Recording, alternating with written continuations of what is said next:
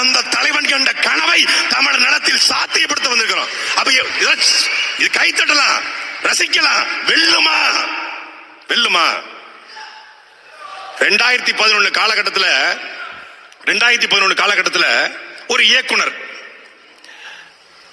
ஒரு அரசியல் கட்சியில ஆர்வம் கொண்டு இணைகிறாப்ல. இணைஞ்சி அந்த கட்சியில புதிய சிந்தனைகளை பேசுறாரு. இதெல்லாம் செட் ஆகுது அந்த நாட்டுக்கு. இந்த மாதிரி புதிய யோசனை சொன்னா இந்த நாட்டுல ஒரு வய ஓட்டு போட மாட்டான் அப்படிங்கிறாரு. 2016 காலகட்டம் வருது. அந்த இயக்குனர் என்ன பண்றாரு? தனிச்சு நிப்போம், சுயேட்சை நிப்போம் சொல்லி சுயேட்சை நிக்கிறாப்ல. சுயேட்சை நின்று அந்த குறிப்பிட்ட மாநகரத்துக்கு மட்டும் மேயரா தேர்ந்தெடுத்துறாங்க.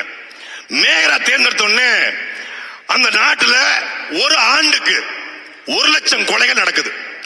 நான் அந்த 1 லட்சம் கொலைகளையும் கட்டுப்படுத்துவாங்கிறாரு. கல்ல கொண்டு எறிகிறான். ஏன்னா அந்த நாட்டுல கொலையாளிகள் தான் நாட்டை ஆள்றான். நேரடியா லாட்ஜுக்கு போவான். லாட்ஜில் இருக்கக்கூடிய அந்த தங்கியிருப்பாங்க இல்லையா விடுதியில, அவங்களை அடிச்சு விரட்டிட்டு அவங்ககிட்ட காசு பாஸ்போர்ட்டை பறிச்சு விட்டுருவான். அமெரிக்க தேசம் சொல்லுது இந்த நாட்டுக்கு நீ போக கூடாது, தடை விதிக்குது. உலக நாடுகள் நாட்டை பார்த்து பயப்படுது. ஆனால் அந்த நாட்டுல வளம் கொளிச்சு கிடக்கு, தேயிலை கொளிச்சு கிடக்கு, செல்வம் கொளிச்சு கிடக்கு. ஆனா கொள்ளையும் கொளிச்சு கிடக்குது, கொலை கொளிச்சு கிடக்கு. கொலையாளிகளை நான் ஒழிப்பேன்றான். ஒரு பய நம்பல. 2018 நியூ தாட்ஸ், புதிய யோசனைகள் அப்படிங்கிற ஒரு கட்சியை உருவாக்குறான். கட்சியை உருவாக்கி நான் ஆட்சிக்கு வந்தால் இந்த கூலிப்படையை ஒழிப்பேன் என்று சொல்றான். 53 விழுக்காடு வாக்குகளை எடுத்து 6,96,00,000 வாக்குகள் இருக்கக்கூடிய அந்த நாட்டில் கிட்டத்தட்ட 3.5 கோடி வாக்குகளை பெற்று வெற்றி பெறான். வெற்றி பெற்ற உடனே அந்த நாட்டின் தலைநகரில் இருந்து சரியா 100 கிலோமீட்டர்ல உலகத்திலே பெரிய ஜெயில கட்டுறான். பெரிய ஜெயில கட்டி 80,000 பேரை ஒரே நாள்ல கைது பண்றான். இப்படி இங்க ஆத்துமல்ல கொள்ளடிக்கிறவன், கனிமூலத்தை கொள்ளடிக்கிறானோ அது போல கூலிப்படைய போற கைது பண்றான். கைது பண்ணி அந்த ஜெயில போடுறான். அந்த சிறையில தொலை தொடர்பு கிடையாது, மனு பார்க்க முடியாது, எந்த விதமான அடிப்படை வசதியும் கிடையாது.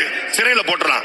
நாடே கொந்தளிக்குது. பத்திரிகையாளர் எழுதுறாங்க இவன் சர்வாதிகாரி, இவன் பயங்கரவாதி, இவன் கருத்து சுதந்திரத்துக்கு எதிரானவன். எழுதுறான். ஆமாடா, நான் கருத்து எதிரானதா, நான் சர்வாதிகாரா, என் நிலத்தை காப்பாத்த எனக்கு வேற வழி இல்லைன்னு போடுறான்.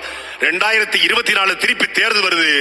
75 விழுக்காடு வாக்களை பெற்று 2வது முறையாகவும் அவனே அந்த நாட்டின் அதிபராக மாறி இருக்கிறான். நாடு எல் சால்வடார் என்கிற வட அமெரிக்க தேசம். ஒரு சாதாரண தொலைக்காட்சியில விளம்பரத்தை எடுத்த இயக்குனரே அந்த நாட்டை ஆளுகிற பொழுது இந்த தமிழ்நாட்டில் அதே காலகட்டத்திலே அதே திரைத்துறை வந்த நாம் தமிழர் கட்சியுடைய தலைமை ஒருங்கிணைப்பாளர் சீமான் வெல்ல முடியாதா?